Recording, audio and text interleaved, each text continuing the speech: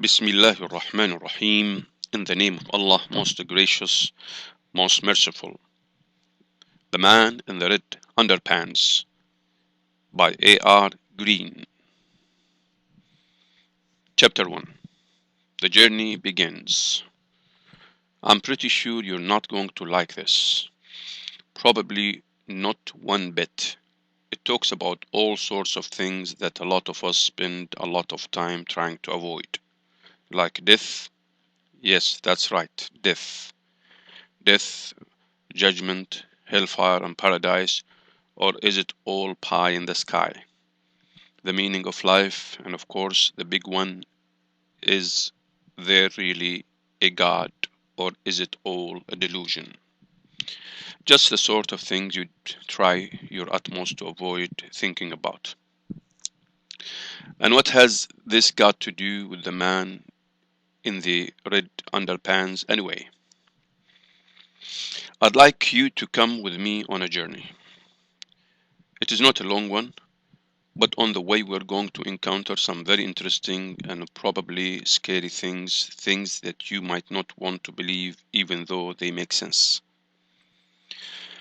Some of you are chickening out already. Some of you will put this down and not even finish it. And some of you will turn your noses up in disgust. And that is very, very sad because you'll miss out on the most important thing in your life ever. There are some of you who will read the whole thing and perhaps even agree with it, but never get around to doing anything about it. And that is both really sad and really bad. Well, I told you this is going to have stuff you won't like. But somewhere, some of you will see it all through. You'll think a little or a lot, and then you'll do something truly amazing with your life. You'll accept the inevitable conclusions of reason, take a deep breath, at least mentally, and decide to make a commitment that will transform you in wonderful ways. As scary as it seems, once you do that, things will make even more sense. Okay, enough of the hype. Let's get down to the nitty-gritty. Let's begin the journey and step aboard our vehicle, reason and common sense. What would you do if a man in a pair of red underpants came knocking on your door saying that he'd come to read the gas meter? Yes, I'm serious. What would you do? Actually, what would you do is not so important here as compared with what process you would use and what faculties you would employ to come to a decision about this man and his claim. Would you believe him without thinking and let him into your house? Just have faith? Or would you think about the situation, ask some questions and apply reason? I'm pretty sure it's the last one. Even if you told him to get lost, you weirdo, you'd use reason, logic, and common sense to make sense of the man in red underpants, just as we do for most things that happen in our lives. Now, before we go any further, I need you to agree with me on one thing. If not, there isn't much point in going any further. We need to agree that the world we live in is real, and you, me, and everything around us really does exist and is not the product of a computer-generated illusory world or some dream that you happen to be in. Now I know that I can't actually prove that. Now I know that I can't actually prove this, and that is really is possible that all we see around us is a dream or an illusion. But how does that help us? If we think that, then we could never make sense of anything. And even if we did accept that, we'd still use our reason to try to make sense of it and would still inevitably have to accept what we see as being real in some sense. So, if you are with me on this, that the world is real and that what we see, smell, touch, hear, and taste is real, that our senses send information to our brain and we use our mind to make sense of what is going on. Then let's use this process to make sense of this life, world, universe, and everything else. Now, there are some things we might call universals because just about everybody, as far as we know, would agree on them. In fact, these ideas are so basic, they're part of what makes us human. And if someone didn't agree to it, we'd probably think they were mad.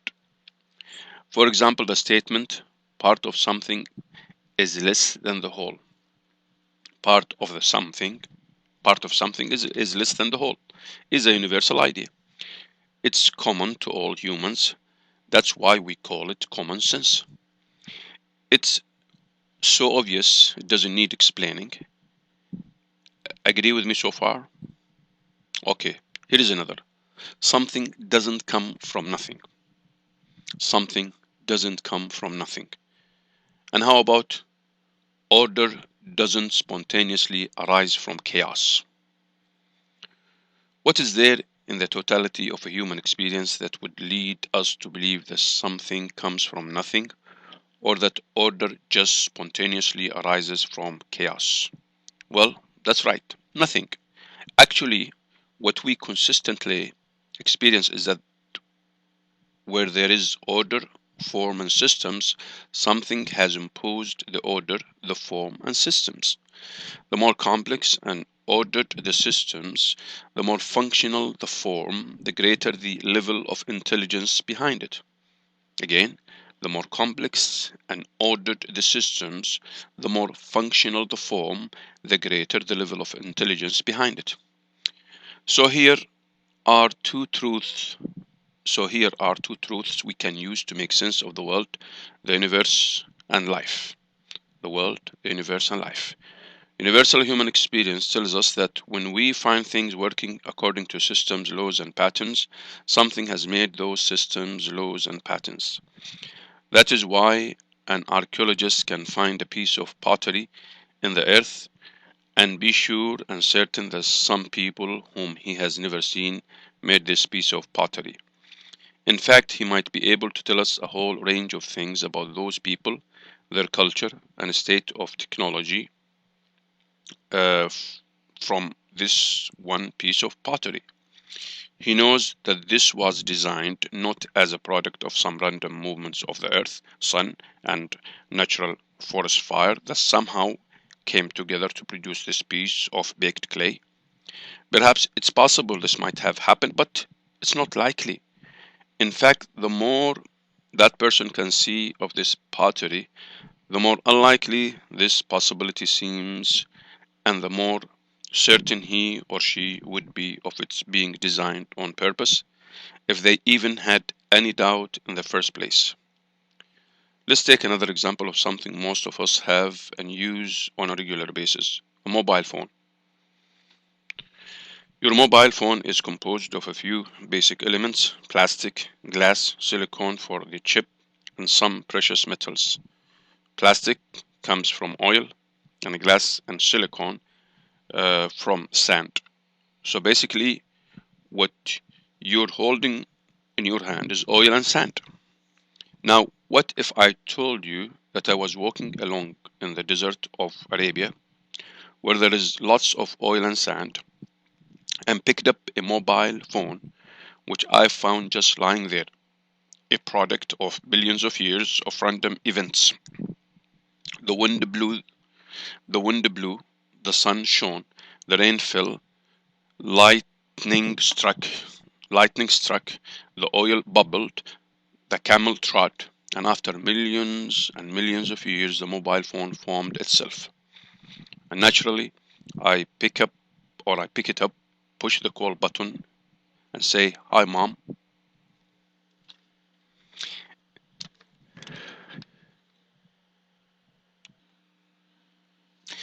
Is there a chance that this could have randomly formed itself through natural processes? Is there a chance that this could have randomly formed itself through natural processes? However remotely possible, most of us would simply not accept this as a reasonable explanation. Why then would we accept such an explanation for our universe and the life within it? Even if we accept evolution as a process, the idea that life evolved merely as a series of random events is difficult to accept as a reasonable explanation. Even the most basic human cell is much more complicated than a mobile phone. At least, the theory of evolution attempts to offer some explanation of how this might have happened, but the idea that the universe is a product of some random events has no comparable explanation, and the laws, systems, and forms that shape the universe are actually much more complex than those that govern biological life. Let's take the example of our Earth and solar system. The Earth rotates on its axis once every 24 hours. Imagine the Earth was spinning really slowly. A day or night is say 30 or 40 years long instead of 24 hours. One part of the Earth's surface would be exposed to sunlight for that time, and the other in darkness. So the Earth's surface would be both superheated and supercooled. Or if we were fractionally in cosmological terms closer to the sun, if we were fractionally in cosmological terms closer to the sun or further away, it would be too hot or too cold. Or if the composition of the gases in the atmosphere was not exactly the right blend of oxygen, carbon dioxide, and nitrogen, or if there was no ozone to filter out the harmful effects of the sun's radiation, it's difficult to see how life could exist without these optimal conditions. When we look at the Big Bang theory that explains the origins of the universe, one might fairly ask, since when do explosions form intricate and balanced systems and complex life forms? Yet, that is what some people propose happened with the universe and the Big Bang. One might respond that this is a very simplistic approach, but it just so happens that science too is suggesting that the laws that govern the universe are so fine-tuned that life could not exist without this degree of fine-tuning. This can be observed in what are called the constants of nature, of which there are quite a few. However, let's concentrate on four of the most well-known forces: the strong nuclear force, the weak nuclear force, the electromagnetic force, and gravity. Two of these, the strong and weak electromagnetic forces, are responsible for the production of carbon, the element upon which all known life is based.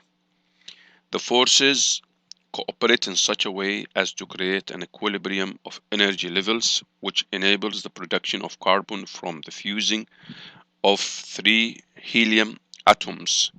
It is very unlikely for three helium atoms to collide and create carbon under normal circumstances, as the energies would not match up and the three helium atoms would come apart before they had time to fuse into carbon.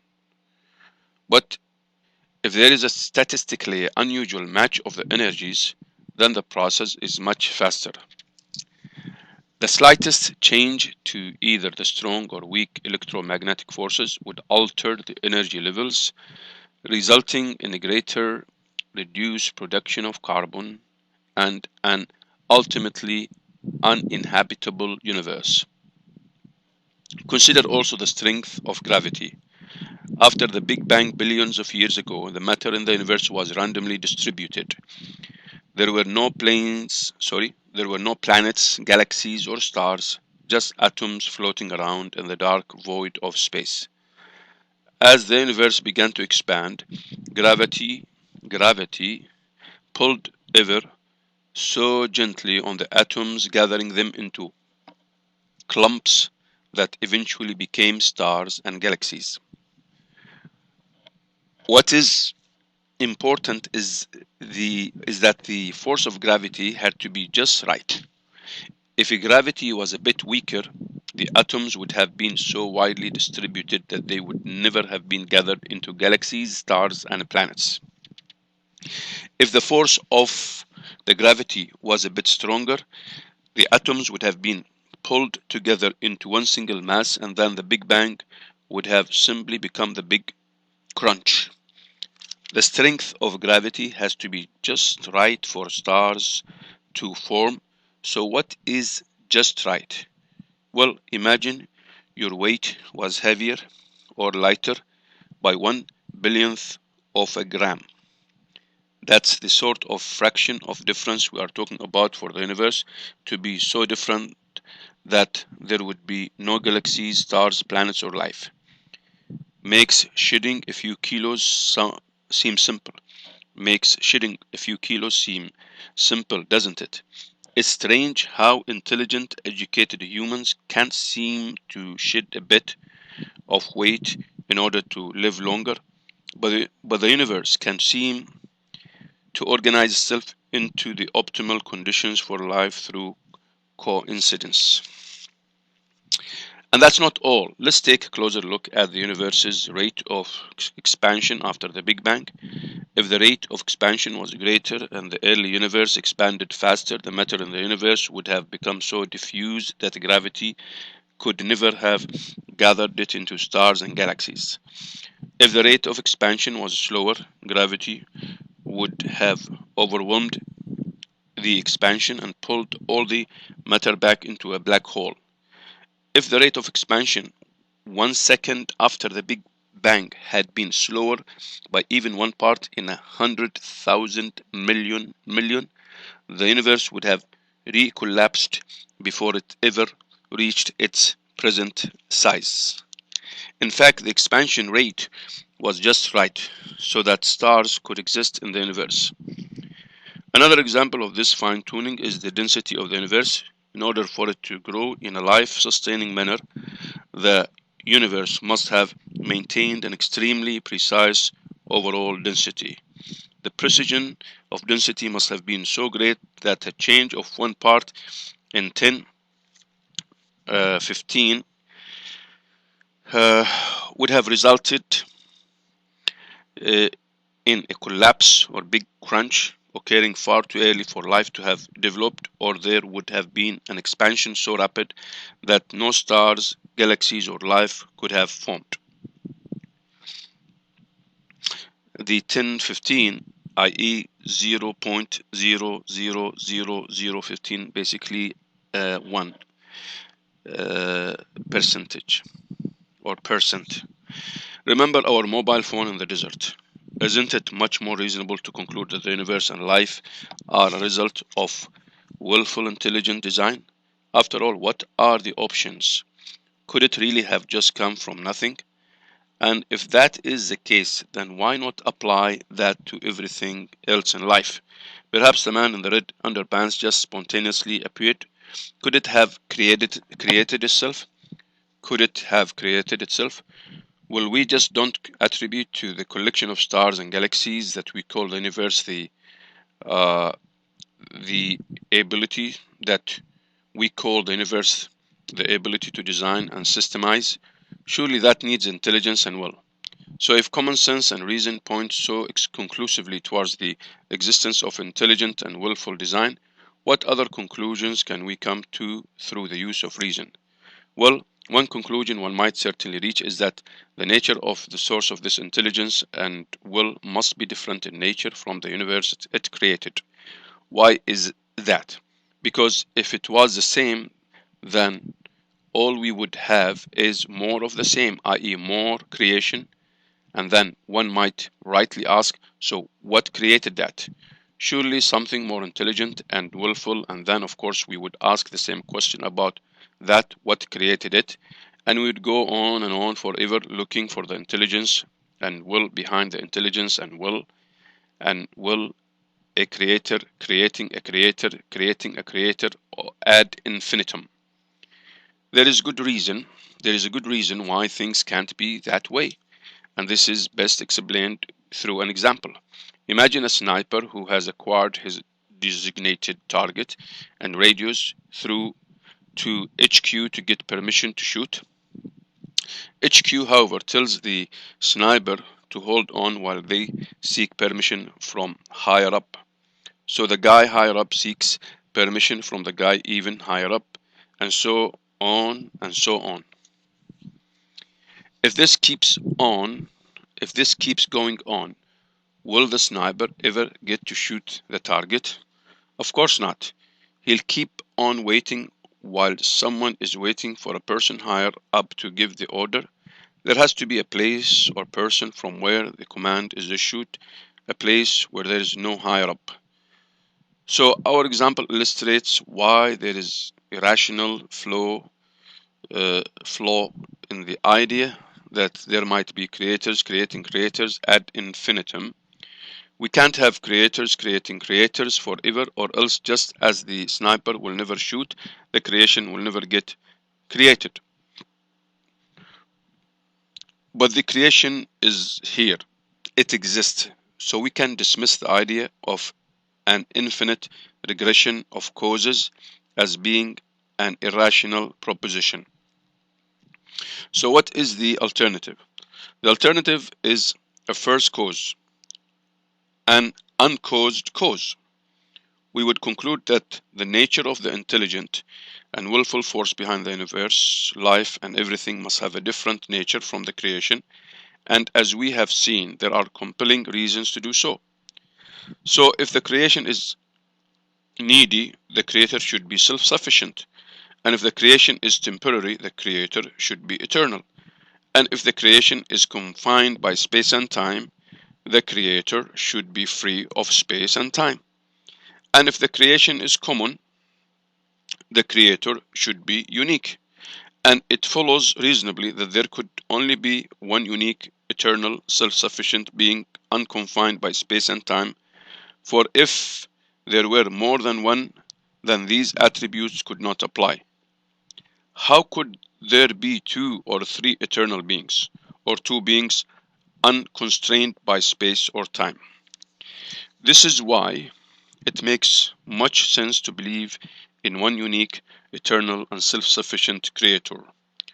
Common sense and reason lead easily, or perhaps even inevitably, to the conclusion that the universe has been created by a transcendent being unlike in essence to anything that we know. This, of course, makes it difficult to understand much more about the creator through reason, and that's why some people stop right there. But our journey doesn't end here.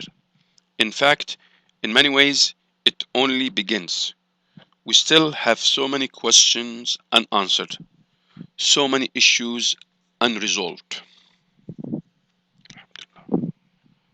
End of chapter 1.